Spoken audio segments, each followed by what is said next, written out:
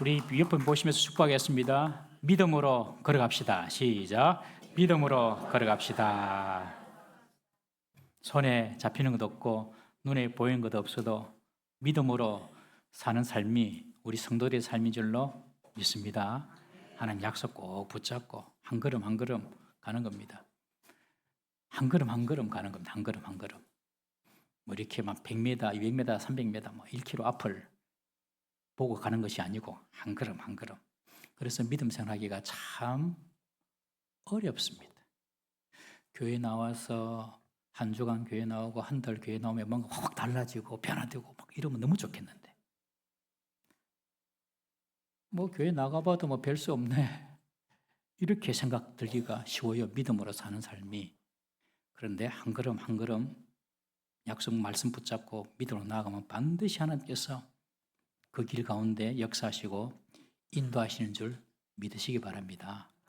우리 대한민국이 하나님을 잘 믿으면 대한민국이 초인류국가 됩니다, 여러분. 대한민국이 초인류국가가 돼요. 믿음을 가진 나라가 복을 받고 믿음을 가진 가정이 복을 받고 믿음을 가진 개인이 복을 받습니다. 그래서 우리는 이 하나님 약속 붙잡고 끝까지 믿음으로 살아가는 우리 성도 되시기를 주님의 이름으로 축복합니다. 우리가 창세기 말씀을 보고 있는데요. 이 창세기는 시작의 책입니다. 시작의 책. 세상의 만물이 어떻게 시작되었는지, 그리고 인류가 어떻게 시작되었는지, 그리고 고대 문명이 어떻게 시작되었는지 다 성경에 나와 있습니다. 그리고 하나님의 구원 계획이 어떻게 시작되었는지, 하나님이 아브라함을 선택하셨어요.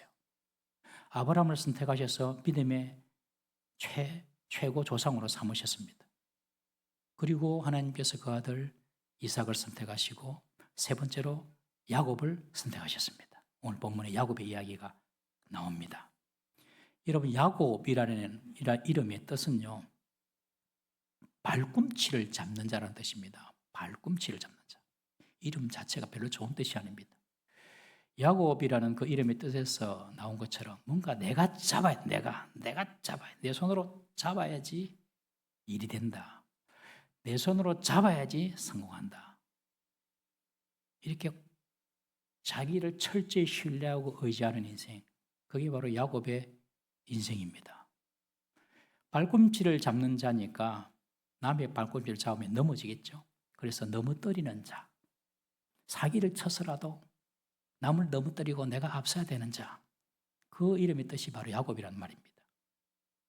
오직 자기 성공에만 눈이 멀어서 형의 배고픈 틈을 악용해가지고 자기 이익을 챙긴 사람, 자기가 하나님의 복을 받을 거라고, 자기가 성공할 거라고 아버지도 속이는 인간이 야곱이었습니다. 내가 잡아야 돼. 내가 움켜잡아야지 된다. 그 사람이 바로 야곱인데 오늘 본문에 그 야곱이 하나님을 만나는 이야기입니다. 오늘 본문의 이야기는요, 야곱이 형 에서의 살해 위협을 피해서 외삼촌 라반의 집으로 도피하는 중에 광야에서 잠을 청하는 장면으로 시작이 됩니다. 여러분, 우리들도 나의 실수나 나의 욕심 때문에 모든 것을 잃고 도망치듯 외로움과 두려움의 광야에 서본 적 여러분 있지 않습니까? 오늘 이 시간 야곱이 정말 인생 가장 밑바닥인 이 광야에서 하나님을 인격적으로 만나는데 오늘 이 사건을 통하여서도 우리 삶을 돌아보고 그리고 하나님을 인격적으로 만나는 복된 시간 되시기를 축복합니다. 야곱은 형 에서의 장자권을 그리고 장자의 축복을 아버지 이삭을 속여서 빼앗았습니다. 사실 하나님께서는 이미 어머니 리브가에게 큰 자가 어린 자를 섬기리라 라고 예언을 하셨어요.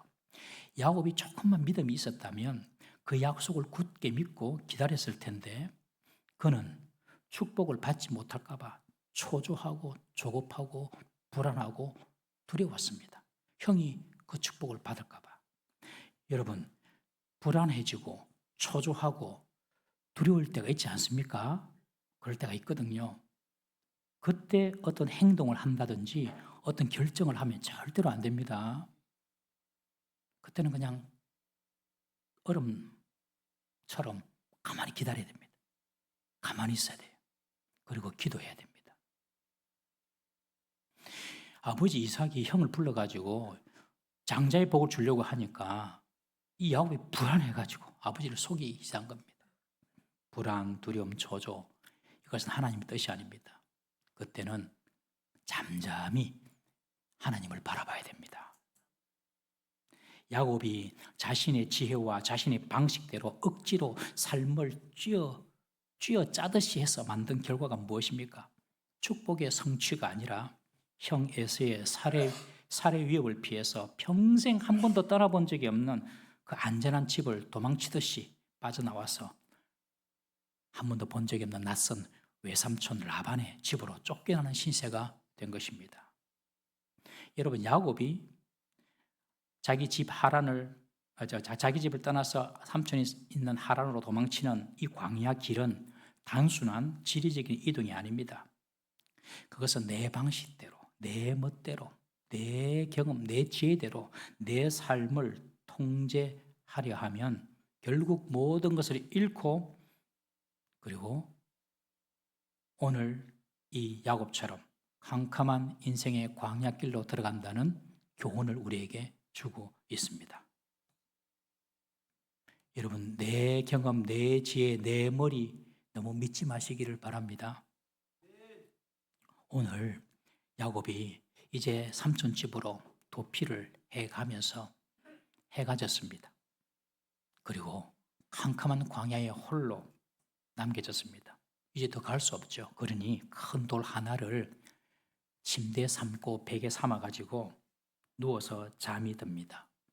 광야에서 무슨 일을 만날지 모르는 그런 두려움도 있고, 한 번도 집을 떠나본 적이 없는 지독한 외로움 속에서 육체적으로도 완전히 붕괴되어 가지고 무기력하게 지금 밤을 맞아 잠을 청하고 있는 것입니다. 그런데 야곱이 잠든 사이 엄청난 꿈을 꿉니다. 대단한 꿈을 꿉니다. 여러분, 사람이 꿈을 꿀 때가 있는데 꿈은 크게 두 종류 꿈이 있습니다. 하나는 개꿈이 있고 또 하나는 하나님의 어떤 메시지가 있는 꿈이 있습니다. 개꿈은 어젯밤에 꿔도 오늘 아침 잘 기억이 안 납니다. 그런 꿈 개꿈. 그런데 평생을 가더라도 사라지지 않는 꿈이 있죠. 하룻밤 꿈을 꿨는데 10년, 20년 지나도 잊혀지지 않는 꿈이 있습니다. 꿈 중에는 나쁜 꿈도 있어요. 어떤 게 나쁜 꿈이냐면 내가 기분이 나쁘면 나쁜 꿈이에요. 또 좋은 꿈이 있어요. 내가 기분이 좋으면 좋은 꿈이에요. 여러분, 나쁜 꿈을 꿨을 때는 어떻게 해야 될까요? 기도로 막아야 됩니다. 나쁜 꿈이 꿨어요. 그러면 기도로 막으십시오. 그리고 막을 수 있습니다. 좋은 꿈을 꿨어요. 그럼 어떻게 합니까? 그 꿈이 내게 그대로 이루어지기를 소망하고 기도하십시오. 귀신을 꿈꾸는 분들도 간혹 계시는데 그런 분들은 빨리 믿음을 가지십시오. 이 야곱이 광야에서 꿈을 꿉니다. 그 꿈이 어떤 꿈이냐면 자기가 자고 있는 그 차갑고 거친 그 땅바닥에서부터 저 하늘 끝까지 이어진 사닥다리를 본 겁니다. 그리고 그 사닥다리 사이를 천사들이 분주하게 오르락내리락 하는 꿈을 꾼 겁니다. 그리고 그 사닥다리 위에는 꼭대기에는 하나님이 서 계십니다. 상상이 되시죠? 그런 꿈을 꾼 겁니다.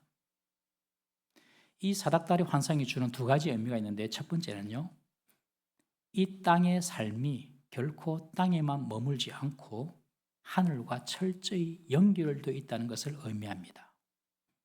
야곱이 누워 자고 있는 그 땅바닥에서부터 저 하나님이 계신 저 하늘까지 사닥다리가 이어져 있는데, 그것은 이 땅의 삶이 이 땅의 삶으로 끝나는 것이 아니라 하늘과 연결되어 있다는 겁니다. 우리가 가정에서, 직장에서, 학교에서 어디에 있더라도 그곳은 하늘과 연결되어 있습니다. 우리가 하는 말, 우리가 하는 행동, 우리가 하는 기도, 사닥다리 꼭대기 위에서 하나님께서 다 보시고 다 들으십니다. 우리가 땅에서 매면 하늘에서도 매이고 땅에서 풀면 하늘에서도 풀립니다. 우리의 이 땅의 삶이 이 땅의 삶으로 끝나는 것이 아니라 하늘과 다 연결되어 있다. 이걸 보여주고요. 또 하나는 천사들이 사닥다리로 오르락 내리락 하는 것은 그들이 하나님의 명령을 받아서 분주하게 사역하고 움직이는 모습이거든요. 이것은 하나님께서 야곱이 지금 피곤하고 외로움과 두려움 가운데 잠을 자고 있지만 하나님은 천사들을 통하여 여전히 일하고 계신다는 것을 보여주십니다. 여러분, 우리가 무슨 일을 하는 것처럼 보이지만 하나님이 하십니다. 목사가 설교하는 것처럼 보이지만 은혜와 감동을 주시는 분은 하나님이십니다. 하나님께서 집을 세우지 아니하시면 세우는 자의 수고가 헛됩니다. 여러분, 우리가 자녀를 잘 양육하고 이 집을 잘 이렇게 세워보려고 애를 많이 쓰죠. 하나님이 세워주셔야 됩니다. 성을 지키는 자가 하나님이 도우시고 지키지 아니하시면 그 모든 파수꾼의 경성함이 허사가 됩니다.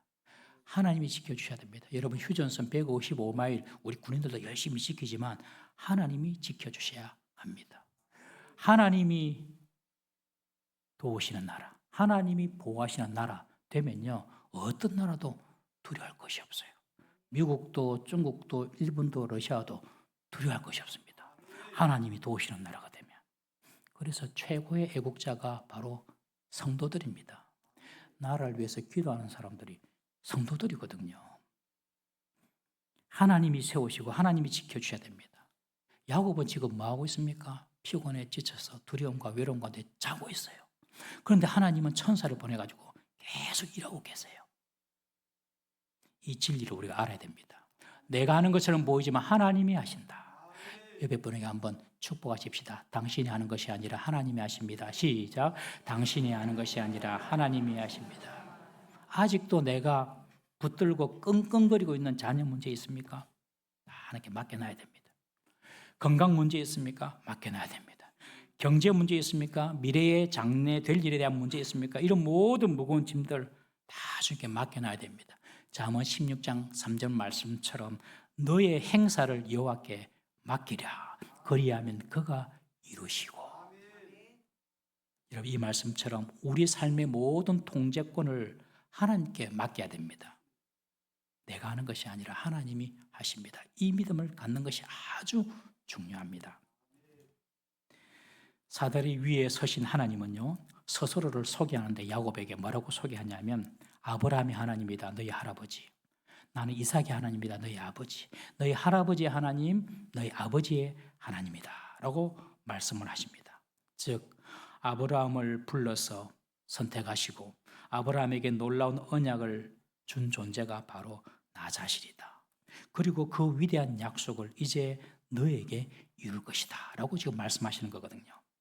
여러분, 이것이 믿음의 계대를 이어가는 가정의 축복입니다. 할아버지의 약속이 손자에게 성취가 됩니다. 아버지의 기도가 아들에게, 자녀에게 응답됩니다. 이것이 믿음의 계대를 이어가는 가정이 받는 축복입니다, 여러분. 하나님은 야곱이 지금 누워있는 그 땅을 향하여 말합니다. 네가 누워있는 땅 내가 줄 거야, 너에게. 여러분, 이 약속이 그대로 지금 이루어졌죠. 야곱이 누워있던 그 땅이 지금 이스라엘 땅이 되어 있습니다, 여러분. 우리가 역사만 조금 알아도 하나님께서 이 세상을 움직여 나가심을 알 수 있거든요. 네가 지금 누워있는 땅을 내가 줄 거야. 땅 한 편 없는 야곱에게 하는 말입니다. 그리고 네 자손을 사방에 번성케 할 거야. 서동, 북남 사방에 네 자손이 흩어질 거야. 지금 디아스포라 유대인들이 얼마나 많습니까? 2000년 동안 전 세계를 돌아다니면서 흩어져 있죠. 그리고 네가 어디로 가든지 너와 함께 동행할 거야. 그리고 반드시 기필코 지금은 네가 외삼촌 집으로 도망가는 그런 상황이 있지만 내가 너를 다시 온전하게 이곳으로 돌아오게 할 거야 하고 하나님께서 약속을 해 주십니다. 잠에서 깬 야곱은 하나님께서 과연 여기 계시구나.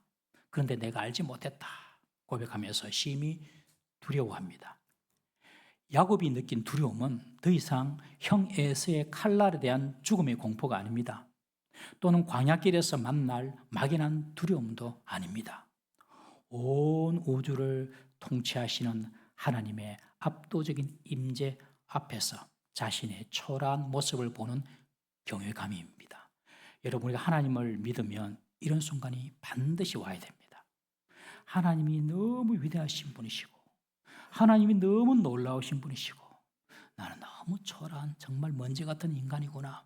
이런 하나님에 대한 경외감이 반드시 예수님 믿으면 생겨야 됩니다. 하나님에 대한 경외감이 생기면 여러분, 이 땅의 두려움이 다 사라집니다. 지금 야곱의 시선은요, 땅의 두려움에서 영광스러운 하늘의 경외감으로 그의 시선이 확장돼 버립니다.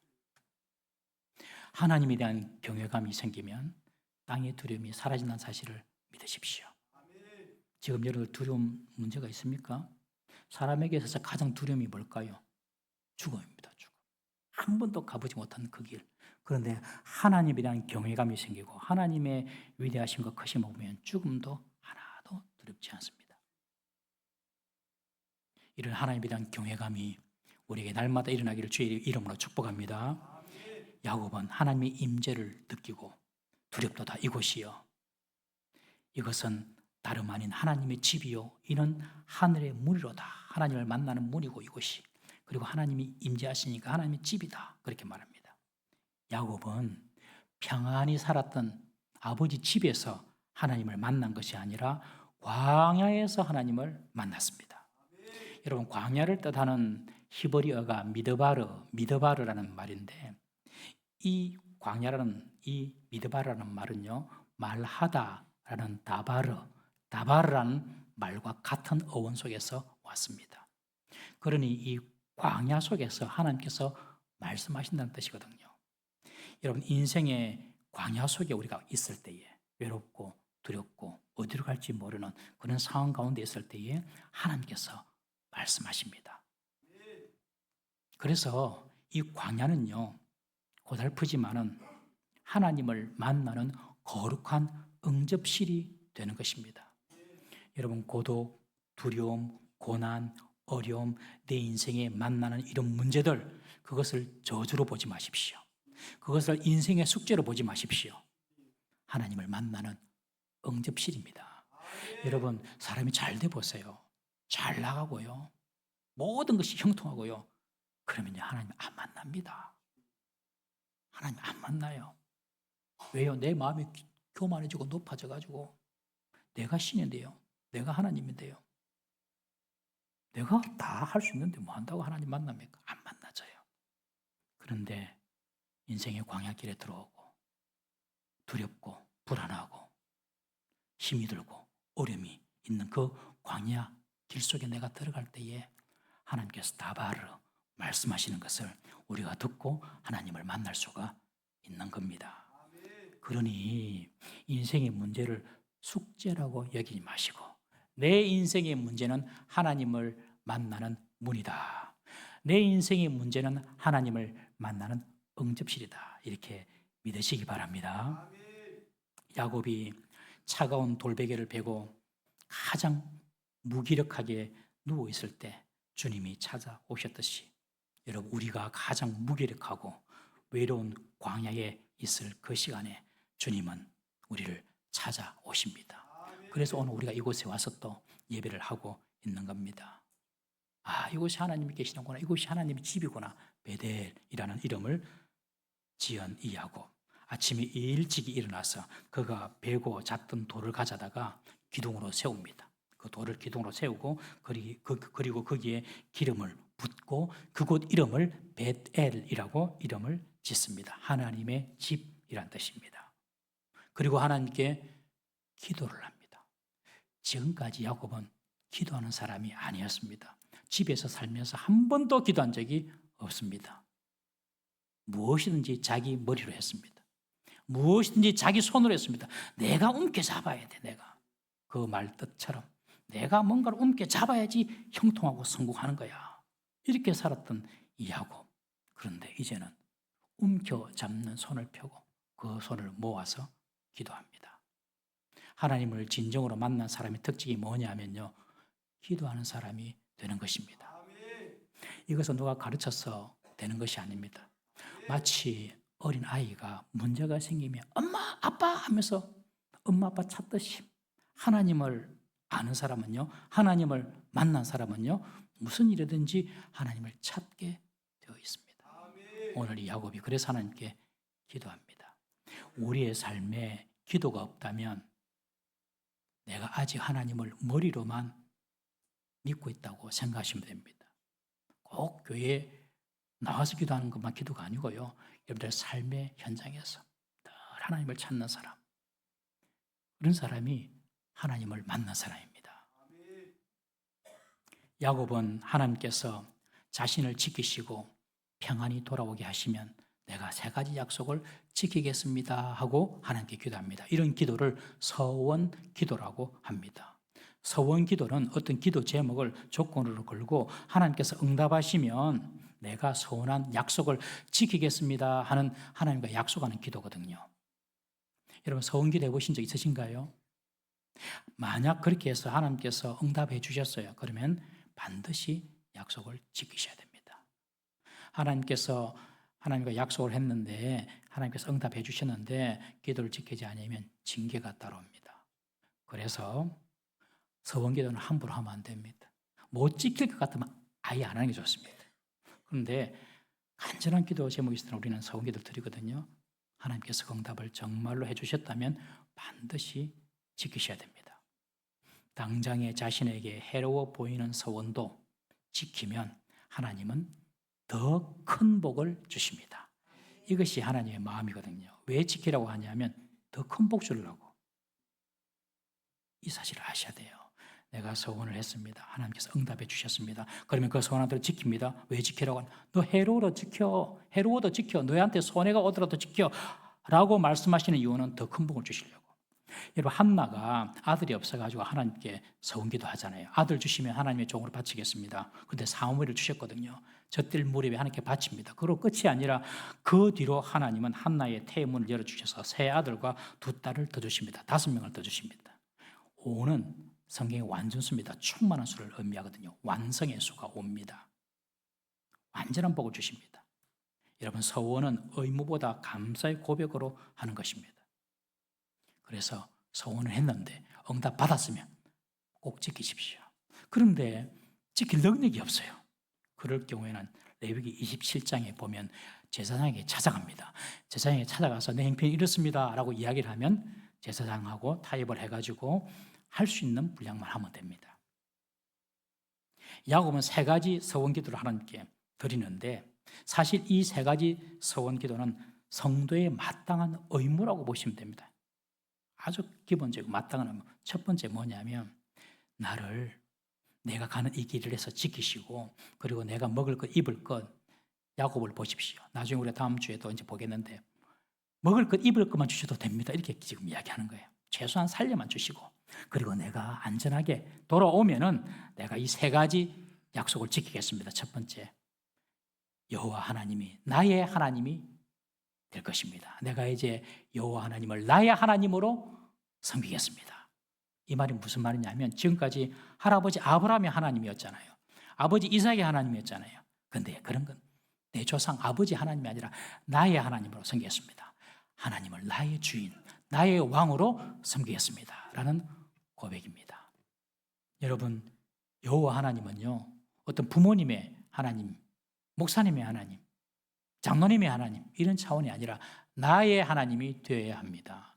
시편에도 23편에 여호와는 나의 목자시니 나의 목자시니 나의 피난처시니 나의 산성, 나의 방패, 나의 도움, 나의 반석 이런 하나님께 대한 나의 신앙 고백이 필요한 겁니다. 여러분을 하나님에 대해서 여러분들의 고백이 있으신가요? 하나님 여러분들에게 어떤 분입니까? 하면 하나님은 나에게 이런 분입니다 라고 말씀하실 수가 있어야 됩니다. 그래서 야곱은 정말 하나님께서 나를 살려주시고 나를 평안히 돌아오게 하시면 이제 하나님은 나의 하나님으로 내가 섬기겠습니다. 나의 왕으로 나의 주님으로 섬기겠습니다. 약속합니다. 두 번째, 자신이 무사하게 잘 돌아오면 내가 세운 이 돌기둥, 이 돌이 하나님의 집이 될 것입니다. 이 말은 하나님의 집, 성전이 되어서 내가 그곳에서 예배하겠습니다 라는 뜻이거든요. 즉 내가 예배하는 자로 살겠습니다. 여러분, 하나님을 만난 자는요 반드시 예배하게 되어 있습니다. 예배하지 않는 자는요 하나님을 진심으로 만났다고 볼 수가 없습니다. 특별히 여러분, 주일 예배는요 목숨 걸고 지켜야 됩니다. 주님 만나야 되는데 친구 만난다고 하나님 제끼고, 주님 만나야 되는데 돈 번다고 하나님 후순위에 두고, 주님 만나야 되는데 가족여행 간다고 예배 째고. 여러분, 주일날 가족여행 갈 수 있죠. 가더라도 그 현장에서, 그 가까운 교회에서 꼭 예배하시기 바랍니다. 하나님 사람은 예배하는 사람입니다. 돈 번다고 주일 예배 무시하고, 친구 만난다고 하나님 등한시하고. 여러분, 하나님께서 돈 못 주시겠습니까?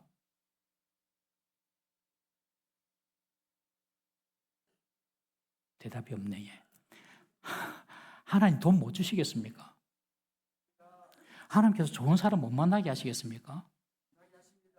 하나님께서 우리에게 구원만 주시는 분이 아닙니다. 생명을 주시고 더 풍성케 하시는 것이 하나님의 뜻입니다.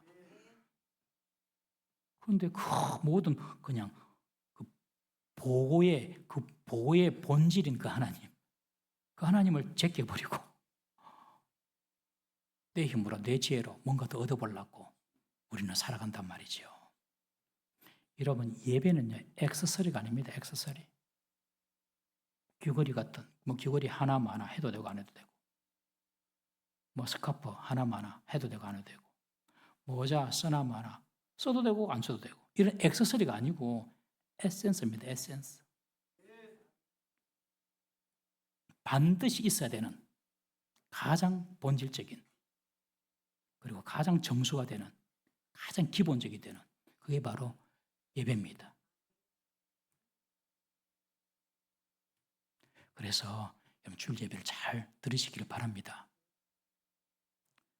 세 번째로 야곱이 하나님께 한 약속이 뭐냐면, 내게 주신 모든 것의 10분의 1을 반드시 하나님께 드리겠습니다 라고 고백합니다.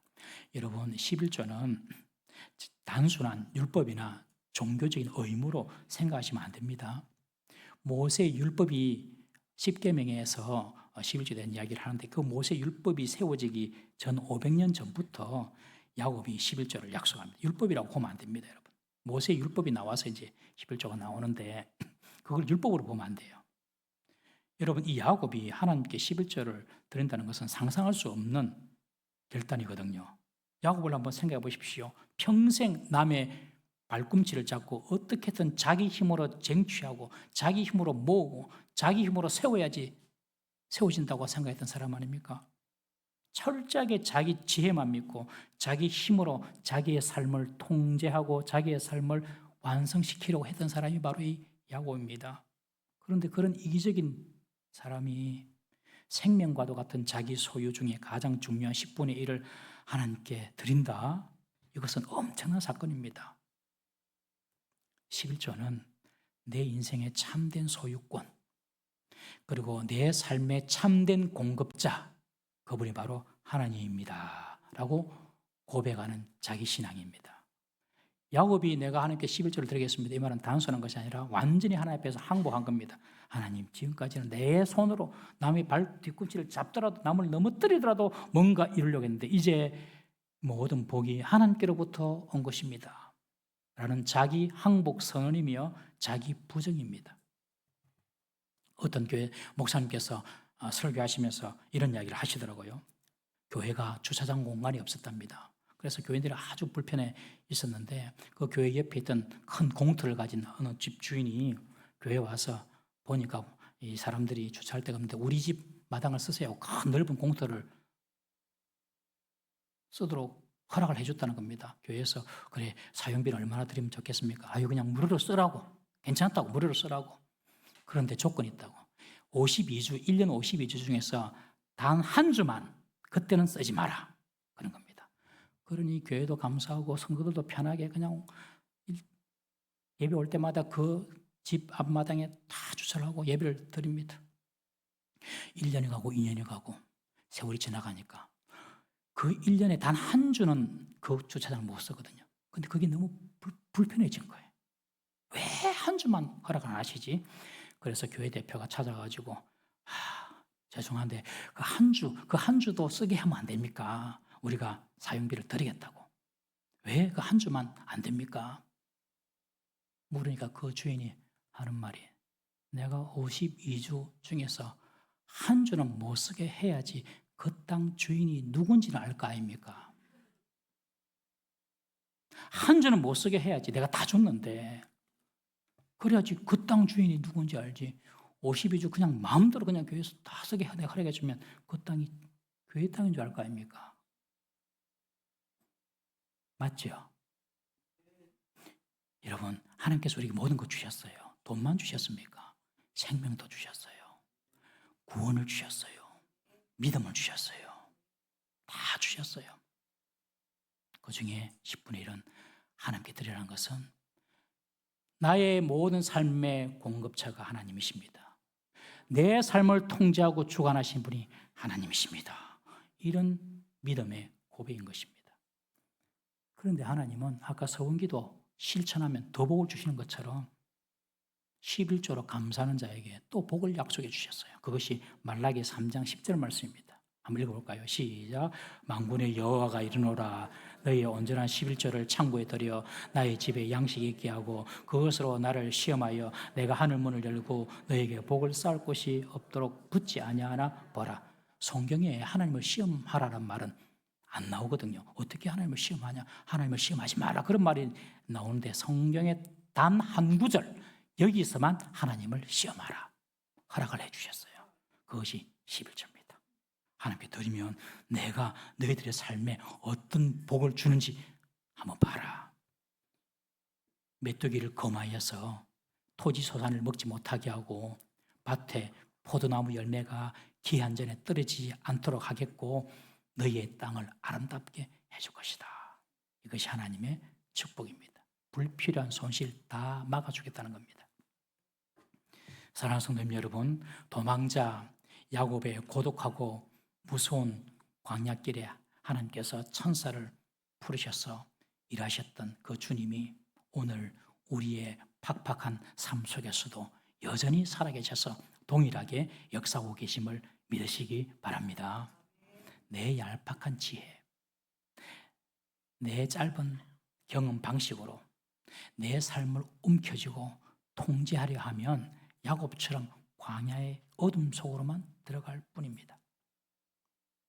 그러나 스스로 해결하려는 모든 헛된 시도를 다 내려놓고 내 삶의 주도권, 내 삶의 모든 소유권 오직 주님께 있습니다 하고 주님께 고백하면요, 하나님께서 그 차갑고 캄캄한 광야도 찬란한 하늘과 맞닿는 하나님의 집 베델로 변하게 해 주실 것입니다. 하나님을 만난 이 베델의 야곱처럼 하나님이 나의 하나님이 되고 내가 받는 것보다 주님께 드리는 것이 내게는 더 큰 기쁨입니다 라고 고백하는 그런 참된 예배자로의 삶을 살아가는 우리 모든 성도님 되시기를 주님의 이름으로 축복합니다. 찬송하겠습니다.